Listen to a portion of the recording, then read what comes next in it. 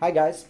So here is the video for those of you who don't really like the 3D part of drawing in Blender, who can actually draw and who can pose the character without putting it into some kind of A or T pose at the beginning of the rigging.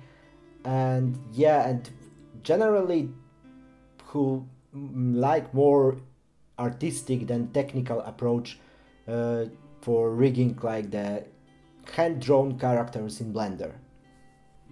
So I started with a brand new character, and since the spooky season is coming up, I decided I want to draw some kind of an old lady, which is presumably a witch. And yeah, I started with a very simple sketch on a separate layer, um, trying to pose, like to get some kind of nice pose for the character, and then one by one I started to redraw all her body parts on separate layers. What is probably important, I decided that I want her hands and her staff and her head to be on a separate layer. So the hands aren't like the part of the arm. They are not on the same layer, but they are separated. Mm, right here, as I started with some paper texture, but it came up that it didn't work well with the rig. I mean, the textures started to act crazy while I was moving the character, so I decided I will go back to the solid material. Okay, so the next step was like adding the armature, and as usually I used Rigify. I mean the simple Rigify rig without fingers or face bones, and just started to place the bone more or less where they should be to align it with the drawing. The tricky part was like placing the feet. I started to do it manually, but then I decided that I just want to rotate all the feet bone by 90 degrees, and that's what I did. And I aligned the rest of the bones with the body parts, and the thing is that I started to flatten them a little bit, at least. I mean, they shouldn't be probably completely flat because then they would start to act a little bit weird, but I was trying to put them as close to the flat to the artwork as it could be. Here comes another tricky part. I mean, if I would like to generate the rig like this, the feet would be completely misaligned. So instead of doing it, I went to pose mode, selected the first bone from the leg, I mean the top bone, and changed the rotation axis from automatic to X manual, and ticked the IK local location. So I was ready to generate the rig, and that's what I did.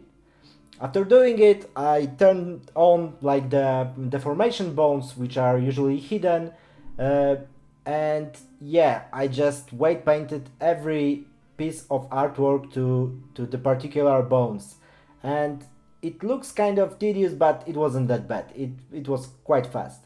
The only difference was with the hands and with the head. I didn't do it by skinning it to the armature.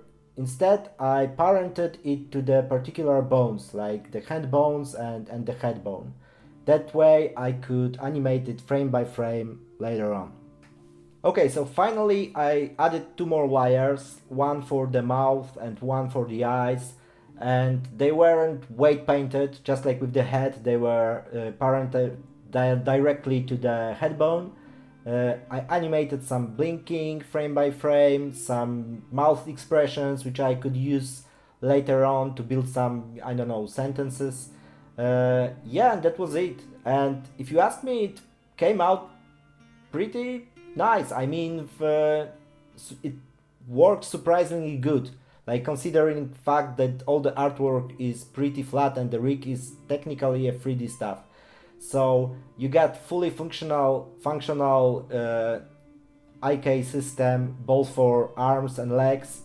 Uh, you can animate like face and hands independently frame by frame. The hips are working okay.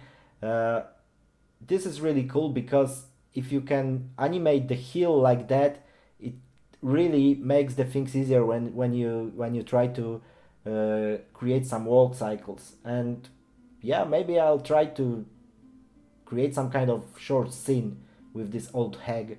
Who knows? We'll see. Okay, guys, so I guess it's all for today.